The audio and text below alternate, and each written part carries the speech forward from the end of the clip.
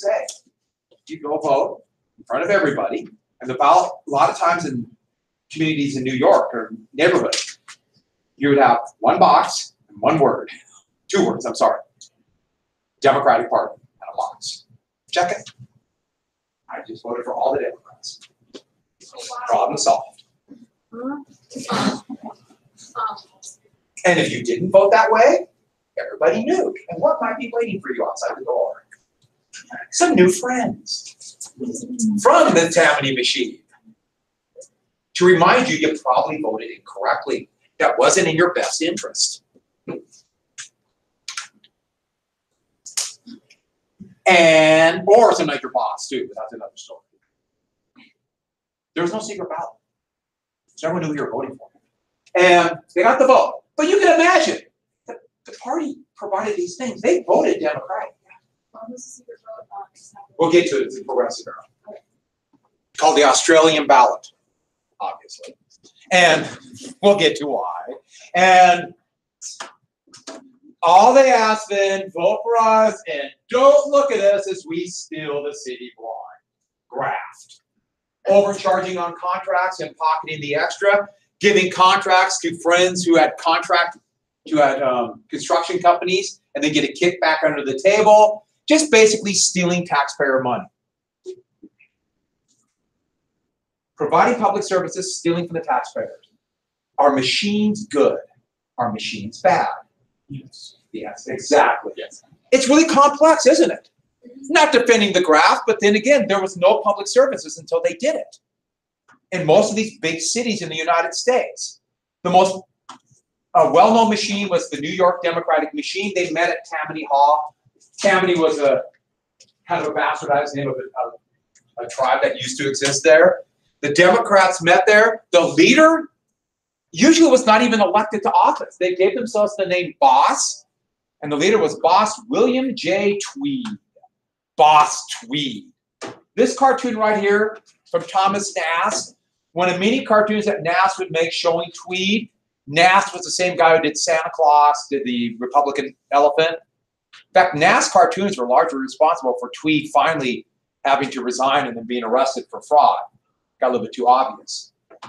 But they call themselves Boss.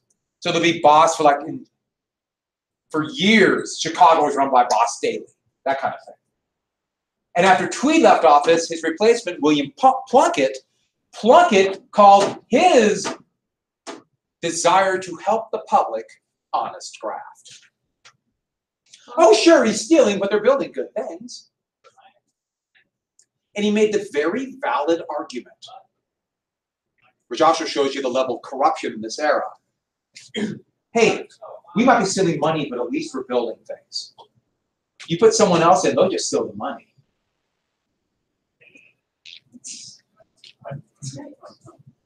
And that's one of those, oh boy. And the state of Ohio was run by a Republican machine, Marcus Hanna. The whole state was basically a Republican machine. And there's going to be a lot of presidents from Ohio, the state of presidents in this era, because of Marcus Hanna. So Democrats did most of the urban machines, but there were Republican machines. And California, in many ways, was a Republican machine for much of its time. And so these are the machines. But even this kind of said that, okay, the parties are going to be more urban, ignoring many of the issues of farmers. And one more thing, even workers too. The machines might have helped workers when they came into town, but the machines had a vested interest in keeping the working class relatively poor. So they always had to go to the machine for help. So are they really going to change things? So there's nothing really reforming. That's one of the big problems with machines. They did some good, they did some bad.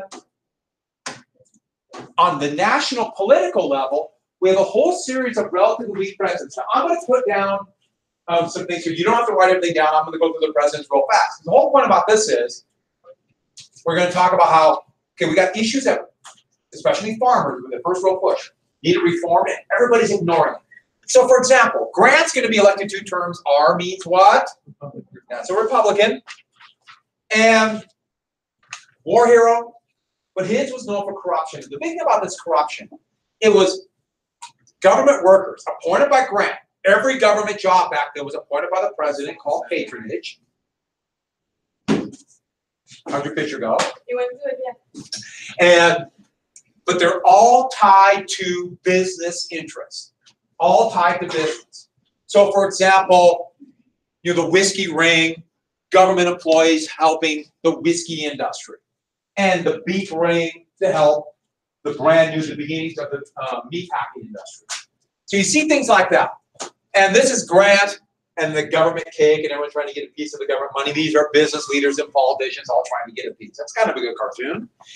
The most famous, one you've seen before, but it fits in with this era and it fits in with anger that farmers have. The Credit Mobilier and picture. I knocked. Yeah, thank you. Picture that. This fits in with the price discrimination issue. The Credit Mobilier scandal. And just to review the Credit Mobilier, because it's such an amazing scandal, but also shows to many farmers, to many people, the system is rigged. The Union Pacific Railroad credited the Credit Mobilier Company to build the Union Pacific Railroad. So they created a corporation to build a corporation. So the stockholders who own the UP also own the Credit Mobilier. So the Credit Mobilier turned around and charged the Union Pacific Railroad to build it. So basically, they're charging themselves. And they overcharged themselves by about 100%. No, I'm sorry, about 1,000%. I'm sorry. Wait, where was the money coming from? Government loans and government grants. And what did they do with the extra money they were charging to themselves? Paid it back in stock dividends. This actually happens a lot. It's actually real hard to get shadow companies building other companies. But to make sure that members of Grant's cabinet and members of Congress didn't stop this gravy train, they gave stock and Credit Mobilier to various government officials. So everybody's getting money. Everybody's getting rich. When it came out, this would taint American politics for 20 years. Credit Mobilier, the classic example of corruption. But think about it now. Think about the farmers' biggest problems. Government not answering them, price discrimination in railroads, debt, everything. It's tied up in this one thing. But that wasn't it. You tie this to other problems, and the Grant administration is going to be considered one of the most corrupt. You don't have to write these down. I'll just give you two quick examples. We've already talked about the West in 1873, the penny. Those also were going on the Grant administration, so he's being distracted. I should add this. Grant was not personally corrupt, at least to this bad of a context. He delegated out jobs, or this was the time he always hired all these workers. And government jobs were seen as a way to get rich quick. And if you collected tariffs in a harbor called a customs official, ships would come in, and to avoid taxation, they would pay off the customs director, head of the customs house. You ran the customs house on, let's say, a big harbor like New York, you could get rich. Or collected the tax for whiskey. Get money under the table, ignore the tax. Or what they call, remember, an Indian agent. Get money to feed people on the reservation and pocket half the money. Remember, they would do this all the time. So Grant would be besieged by thousands of people every week asking for government jobs. They'd line up at the front door of the White House, and they'd come knock on the door every morning, Monday through Thursday. They'd line up and go try to pay for a job. Which, can you imagine now lining up at the White House and knocking on the door? Now they just do it different ways. But Grant would escape and go to the Willard Hotel, one of the few really nice hotels in Washington, D.C. Back then it was a really small town. And he'd hide in the lobby of the Willard to avoid all these people coming to beg for favors. And he'd sit there and drink brandy and smoke cigars. He'd smoke about 25 cigars a day. Yes, he died of throat. Well, soon people found out that Grant was hiding in the lobby. Can you imagine what happened when people found out? They all started swarming to the lobby and asked for favors, right? And Grant would go back, his hiding place has been discovered, be mad about being in the lobby, being bugged by all these people, and he gave these people a name. Lobbyists. That's where the term lobbyist comes from. For bugging Grant in the lobby of the Willard Hotel. So I heard about some lobbying Congress for something. That makes no sense, does it? Lobbying? But it comes from Grant at the Willard. So, with that, Grant could not run for a third term. Let's get to the next president. All we have to write down is Hayes. President Hayes. Hayes, now I put those other things up, but we've talked about these already. So we've talked about the Great Compromise and Reconstruction. We've talked about the Great Upheaval and the fact that they called him a fraud because he took office under shady circumstances. He didn't win the popular vote, remember? So you don't need to write this down, just got Hayes. But here's the problem. With all these controversies going on, no reform. And by the way, nobody liked either candidate in 1873. Tilden, the Democratic governor of New York. Hayes, the Republican out of Ohio. Of the two evils, choose the least. If people think that is a relatively new thing, I heard that a lot. I heard that, heck, it seems like every election now. That's been going on for a really long time. You choose the lesser of two evils. So it's not like it's a new thing, like a lot of people don't like either candidate. No, people always whine about that. We're not that new. Well, I am. You guys lived in the past. No, I forgot. That dog is really starting to scare me. I will explain the dog. Have you noticed the dog? If you haven't really noticed it, now that's all you're going to look at. 1880, though, big election. The election of 1880. Now, when this happened, remember the Granger laws? Those are just starting. So farmers kind of feel like they're getting some of their issues addressed. And this would be a big election because there is a controversial issue that goes back to Grant's corruption. The Democrats nominated war hero Winfield Scott Hancock. You might remember Hancock. He's the Union general who Meade ordered to hold the Union Center at Cemetery Ridge at Gettysburg. He was horrifically wounded during the battle, one of the great American heroes, at least of the United States hero of the Civil War. The Democrats ran. The Democrats have been tainted by being pro-South during the Civil War. Good candidate, right? Like a Union war hero. He's a Democrat. The Republicans are in disarray. Here's Hancock with the horse. And I mean, the donkey. I say horse. Yeah. Yeah. What's the horse? And the Democrats or the Republicans were divided. That's RUPs. Reps, that's Republicans. Two groups were called stalwarts and half-breeds. It's an important issue, but it was diversion from other reforms. You see this a lot in history. You see this right now.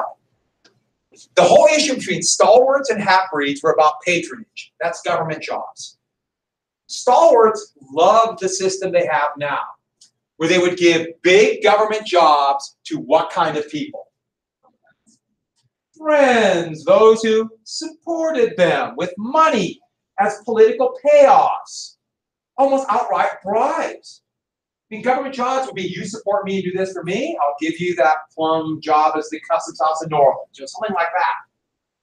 And so this was kind of a I scratch your back, you scratch mine. It went from the spoil system of Jackson giving it to people like him to, it seemed like bribery, as shown by what happened during Grant's administration. Half-breeds wanted some kind of reform. Some kind of reform. This is a big issue. This is a big, important issue that's going on. But the other things, what about just coming out of that bust? What about the issues of monopolies growing bigger? Remember what's synonymous with monopoly? Trust. What about the power in those hands? The inequality of wealth. What about that? Those weren't addressed. The Republicans, and for the most part, the Democrats, were conservative. They still believed in laissez-faire, and social Darwinism was becoming to dominate. And so they're important issue, but they're annoying the other ones. And I didn't mean to put this out at the same time, but they would nominate James Garfield, a half-breed. The reason they nominated this half-breed is because, do you remember that term dark horse? Yes. What does that mean? You remember? No one knows. Yeah, this unknown James Knox Polk was a dark horse. This unknown Lincoln was a dark horse. Unknown. Garfield was a half-breed from Ohio. You see a trend here. This is the second president in a row from Ohio. We get another one, and another one, and another one. The state of presidents soon. Yeah? Why do the Republicans choose those two names? Stalwart meant stay the same. When to stay the same, that's a good system. Half-breed, in that context, meant they do want some reform, because Democrats are also pushing for reform. But at the same time, they're sticking with the other Republican policies. And they picked a stalwart, the head of the customs house in New York, who got rich to buy almost 10,000 pairs of pants, Chester A. Arthur. Yes, he was obsessed with pants. Who is it? Shows a divide in the Republican Party. But important issue. Important. But it's a diversion for what affects most people. And that's the key element. And you see this all the time today. Might be important issues, but the diversions to the real issues. So that's why this is such a big deal. In fact, it's amazing how close then this era is to today. It's kind of creepy almost. But what happened instead?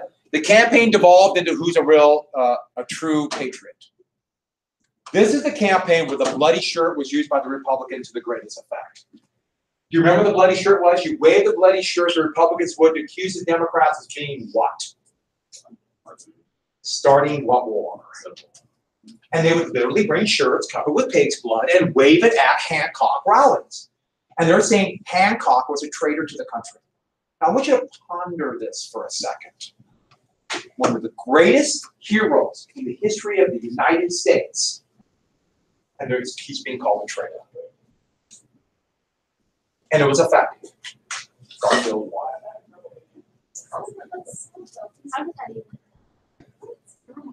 Okay. If people say politics today are dirty, and I've heard people say that it's been nothing like this, and it's the rhetoric is so awful, and the dialogue is so negative. What are you talking about? Calling Winfield Scott Hancock a traitor? Hard to get much worse than that. Okay, maybe you can. Calling George Washington a traitor, which Jefferson's Republicans did back in 1792. And so, dirty politics is not a new thing. Not a good thing, but people tend to forget that, things that happen today, it's not the first time it ever happened. We do kind of just keep spinning around. It echoes over and over again. Garfield would win. And pretty big, but boy, I just showed that map of the divide. Isn't that pretty stark? One of his supporters from Ohio was Charles Guiteau. Guiteau wrote a couple letters to the editor, and he assumed, since he's from Ohio and wrote 2 letters, Garfield owed him a patronage job to be the ambassador to France. So he gave up, he was a part-time clerk in Cleveland, gave that up and went to Washington, D.C. to get his job. And like all these other people, 4 days a week, they stood in line at the front door of the White House to see Garfield. And Garfield would see each of them for about 20 seconds. Garfield actually saw Guiteau twice, demanded a job. Second time, Garfield said, don't let that man in again. Guiteau quickly ran out of money, would soon be living on the streets, and convinced he wasn't getting this job because of a massive conspiracy led by Garfield. I think you see where this is going to go. 3 months into Garfield's presidency, what happens? Right. Every week, Garfield would walk to the train station and go back to Ohio, take the train. His family stayed in Ohio. So the kids could stay in the same school, that kind of thing. So he'd always take the train back. Did he have guards? They thought Lincoln's assassination was an aberration because of the Civil War, because there were no guards. Garfield would walk there, and every day. So Guiteau actually waited a couple different times, and finally he did it. Stood behind, and there's Guiteau being led away. Yeah, Garfield let him move back. The bullet lodged in his intestines. Do you know what happened next? He would linger on for 5 weeks. And they would poke and prod and try everything to get that bullet out. If they would have left him alone, he might have lived. But they took brass probes, they would stick it into the bullet hole and then try to find the bullet. The thing is, bullets move. They don't go in a straight line, they move inside the body. And so they're trying to find it. Can you imagine what that did to his insides? Especially the agony he went through. Now, they had morphine, but he did not want to take the morphine because he wanted to keep his senses clear. So the agony this man must have went through. Even Alexander Graham Bell, here's a drawing of it, used, everyone says an X-ray, and you'll see it called an X-ray. It's actually more like a metal detector, where they put a piece of lead under him and he shot electrical waves through him. They use this device where it's hopefully it would pick up like a static, but if it went over where the bullet was, there'd be like a glitch in the static, and they'd find the bullet. And I still wonder, okay, then what? You'll start cutting in? Didn't find it.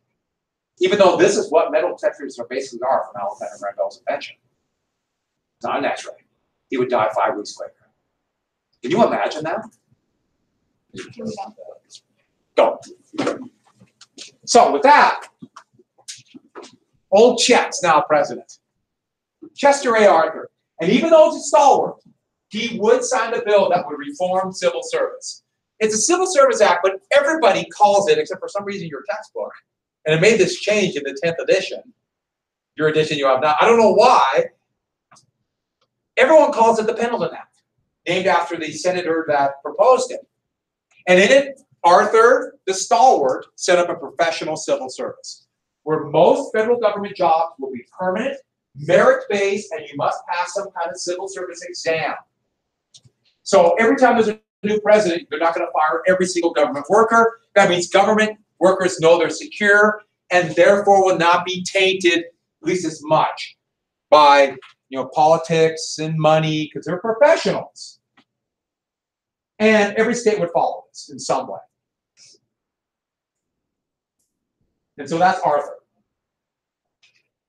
And we do have a professional civil service exam. You'll see presidents chafe against this because they want civil servants to be more loyal to them. This is an issue right now.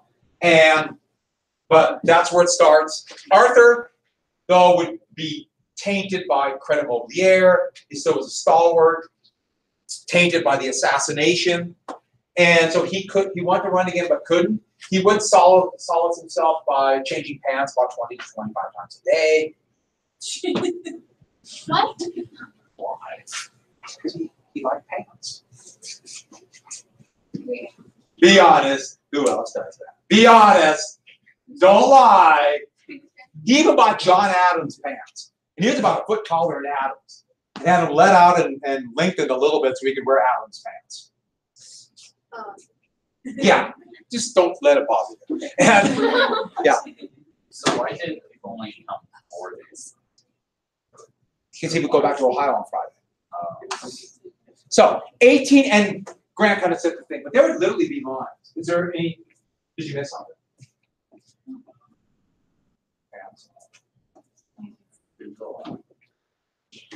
I'll have about 1,000 pair. And 1884, here's one thing. Before you write down Cleveland and Blaine, remember those Ranger laws? They've been thrown out.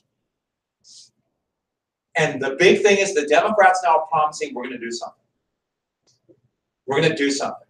And that's going to lead to one of the most incredible, the ascents of Grover Cleveland in a political history. His ascent from, in 2 years, from private citizen, mayor of Buffalo, governor of New York, to president. In less than 2 years. Can you imagine that? Grover Cleveland, the Democrat, he promised vaguely some kind of reform. The Republicans, in disarray after years of corruption and the credit mobilier scandal still there, they nominated James G. Blaine. The problem was Blaine was connected to credit mobilier. The Democrats immediately came up with the very clever ditty, James G. Blaine, the continental liar from the state of Maine. Like it? Like it? Wait, like that's long. James G. Blaine, the continental liar from the state of Maine. It rhymes! And a lot of Republicans were upset at this connection. And some of them were because they think Cleveland was not that pushing for that much of a change. A lot of them were split at the fence. They called themselves mugwumps. And the mugwumps, think about splitting the fence. Some were maybe Republican, maybe Democrat. Think mug, what's your mug? So your face is on one side and your wump's on the other. That's the scientific term for that. A mugwump. So enough of them voted for Cleveland and Cleveland won. Even though this campaign evolved into personal attacks. Cleveland, I'm going to say something to you, and I'm really reluctant to say it because I put his picture up there. He was the most eligible bachelor in America. I know either people get jealous or they swoon. I understand that. But he had a child out of wedlock. And that became a big political issue. And so we're keeping with colorful datings. Do you want to hear this one? Yeah. Show you the picture. Where? Ah! That's sound effects. See? Mama, where's my paw? Gone to the White House. Ha ha ha. Pa rhymes with ma. It's beautiful. Is that better than James G. Bland, a continental lawyer from the state of Maine? He would get married in the White House. Big deal. When the president got married, in fact, we were the first one to have a child while in the White House president. Can you imagine what a big deal that would be? In fact, a confectionery company would name one of their products after that child. Have you ever bought a Baby Ruth candy bar? Ruth Cleveland, yeah. So, on that note, you're out of here. You know what I would like now? I don't want a Kit Kat. Okay. What do you think I want? Twix. So, 1887, Congress did pass the Interstate Commerce Act. And this was a big law. I didn't put this in, but it put down the ICC. Anybody want to guess what ICC stands for?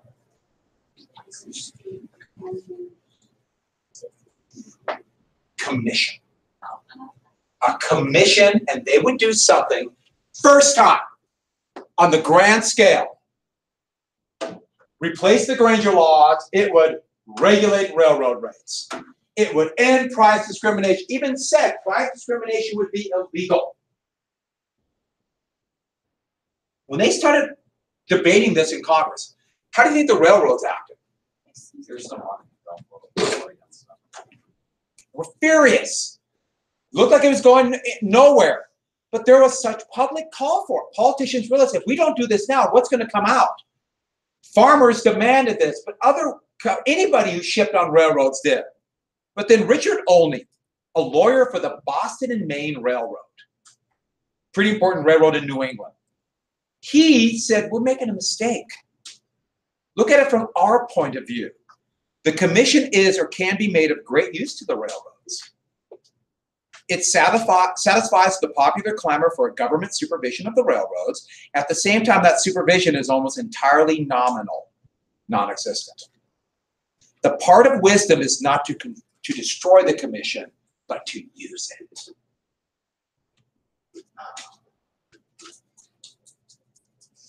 How do you write the law? Who's on the commission? The president appoints 5 people. At this time, it's going to be 5 men.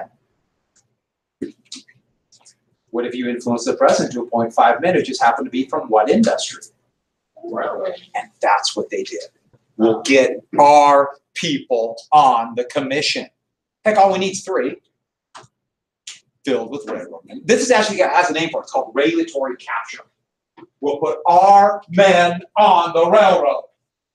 Okay, Cleveland wanted to reform. But if we get the next president, which what would happen, Benjamin Harrison, railroad men. And what would they do to railroad rates? Everything's fine. Nothing to see here. And you write the law in such a way that it sounds like it's going to do something, but has no power to enforce. So basically it said, hey, you should cut your rates, but it's okay. No power to enforce, filled with railroad men. And it would take, okay, Cleveland at first tried to, okay, kind of middle of the road, but Harrison, all railroad men. So it's going to take a few years for people to realize that the ICC was a scam. It sounded like it's going to do what the people wanted and did the exact opposite. By the way, when they signed this bill, what do they assume? What do they think about voters and the population? That they're what? They're stupid and not paying attention. So we just give them something with a good sounding name and then don't worry about it. That's why, if you ever hear a law that has the word reform in it, yes, hide your wallet. Also learn what the law is, but be very wary. Because they're just open, oh, they'll just hear the term and not realize what's in it. And yes, that happens all the time. Happened here. Well, it wasn't clear in 1888, but we're going to jump right to 1888. Democrats renominated Cleveland. Cleveland's a great man, too, in a lot of ways. Wouldn't it be cool if he's related to somebody?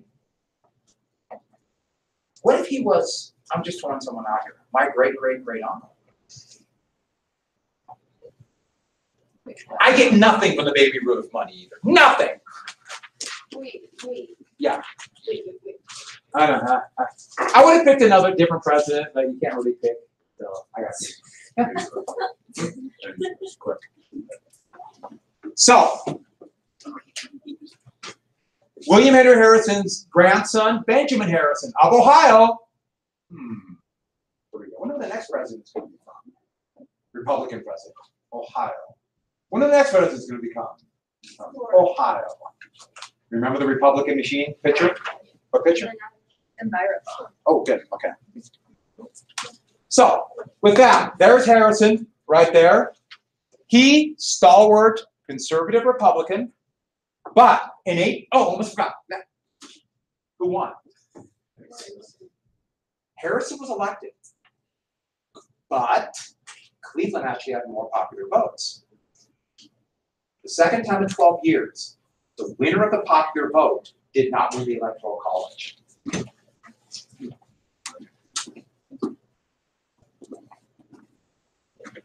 What picture was it? You think of me, told me, okay. So, that's why it's a law like today. In the last 16 years, that's happened twice too. That doesn't happen for most of the history. It's amazing how close things are. It's weird. But 1890, three big laws that seemed also to solve many of the problems that a lot of people have. I'm sticking with the farmers here. The Sherman Silber Purchasing Act. Okay, it's originally the Silber Purchasing Act, but Sherman helped get it through the conference committee. When the House and the Senate pass a bill, if they pass different bills, they have to come together. It's called conference to come up with a bill that the same bill that both can pass. That's conference. And nobody liked this bill. Nobody did, including Sherman, whose name's going to be stuck to it. William Tecumseh Sherman's brother. And in fact, he was asked, is this a good bill? Is this the bill that the people want? And Sherman responded, it's a bill. Okay, with that winning endorsement, it passed. And what it did is, remember, farmers want inflation. And so it's going to dramatically increase the amount of silver the government buys. $4 million a month, that's 4.5 million ounces of silver every month they're going to buy. Implying, what are they going to do with this silver? Actually, mint it, coin silver, make money, which means inflation. It did mint a little bit, but then quit. What happened to almost all the silver? Anybody want to guess? They first filled the basement of the Treasury building in DC. And then when that building was filled, they just filled government buildings all over the country with silver. It implied they're going to make inflation. What did it bring? Okay, let's be honest. People who had minds loved it. Butte was about ready to be abandoned. Yay, Silber! This saved Butte. And then the electricity would come, the copper. But it's all right in that same era. Oh, by the way, you notice what I use? The old Browns. Browns. Odds.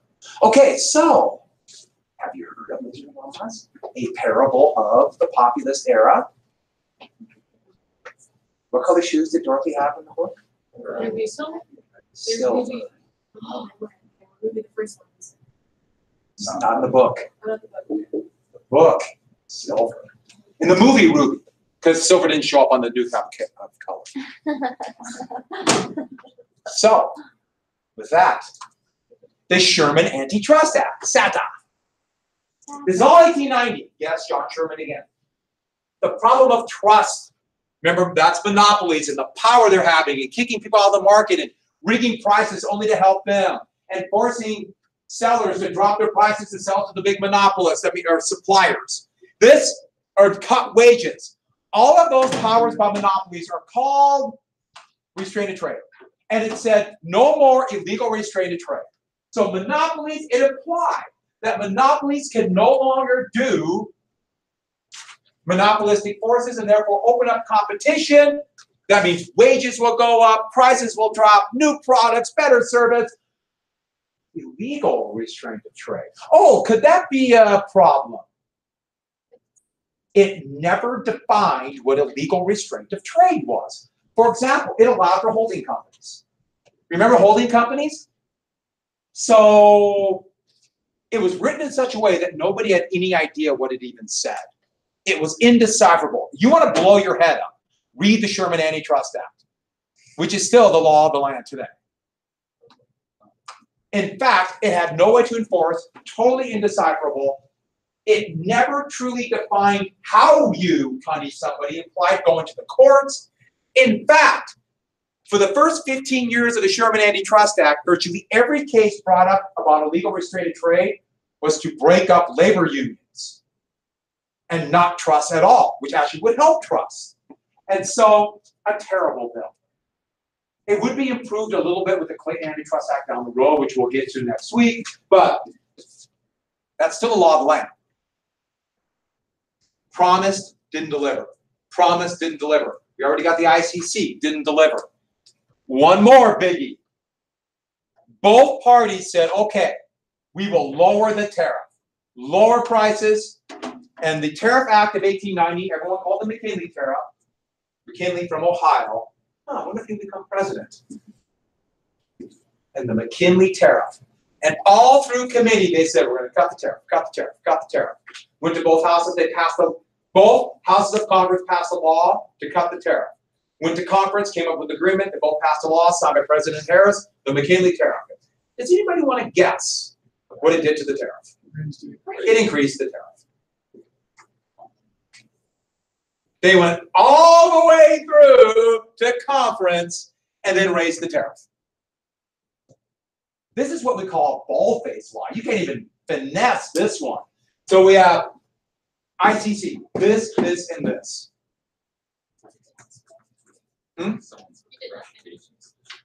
But and think about what voters, when they were paying attention. This, unlike today, of course, it seems to me people are paying more attention now. We'll see. But people are paying a lot of attention. And this, especially farmers, decided both political parties, they've rigged it against us. What do we need? But remember, we have a winner-take-all system. It's hard to have a third party. Really hard. But they're going to do it. Oh, I like this cartoon. You see one of those G or you pound that. So here is all the trust. That's Harrison. Tariff. And you see what they're hitting? It says consumer. And who gets the prize? That's a good one. I think we should set that up. But it's been hit. The People's Party would be created in 1890, and they're ready to run in 1892. But everybody called them the populists. And they've tried to get urban, especially union workers, but they didn't appeal. And even though they had a lot of elements that were open to all kinds of people. There was this underlying bit of farmers and miners that were very anti-city, feared the new immigrants, especially from Southern and Eastern Europe, the Catholic immigrants. Anti-intellectual, thinking those people were using their fancy college book learning to trick them, to fool them. They called them pointy heads. You pointy-headed intellectuals. This anti-intellectual bias. And what's anti-Semitic mean? Actually, it's also anti-Arab too, but in this context, means anti-Jew. There was a large number of Jewish immigrants, mostly escaping persecution in Russia, coming to the United States. And even though most were dirt poor, there's a medieval, mostly a myth, that Jews operated what industry? What? So what's that? Banking. Farmers all in debt, hated the bank. It's mostly a myth. You know, most of the Jews came over absolutely dirt poor, much like all the rest of the immigrants. But 1892, they would have their first political convention in the most cosmopolitan city in the Western world. What is it? Why don't you just say it together? Let's say it all together. Oops. Omaha! Who's been Omaha? Wow, I knew there's something cool. Was that part of your government training? Probably. Did you like Omaha? Only you two? No one else has been to Omaha? That's not, oh, you. Looks just like every other part of Nebraska. You've been all over Nebraska? No, You're being punished? I just say I've been in Omaha many. Too many times. Too many times. There's No. You always have some kind of thing, you want me to do something, and I'm only one person. I'll get Monday homework. No problem. I'm gonna be gone for the next morning. Where you gonna be? Oh, yeah, okay. Maybe you can go on Friday too. Yeah. I'm not gonna say anything more, those are the reading, but there might be a quiz. Because I'm open. So no quiz Friday. That's what I'm saying.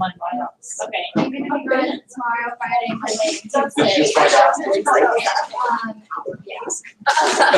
Good try. Yes. Good try. But I'm gonna watch the YouTube and take. Maybe I'll record, maybe I won't. But, Okay. where are you going? Thursday I have a meeting. Friday I have speech and debate, and Monday and Tuesday we're going to Chico. Oh, take a break. For a wedding. My wedding. Oh, congratulations. Have you met? Not yet. Yeah, it's all set up. It's so much easier that way. It's just I like it. Chico is cool. And I'm like, Actually, I do have an assignment. oh, great.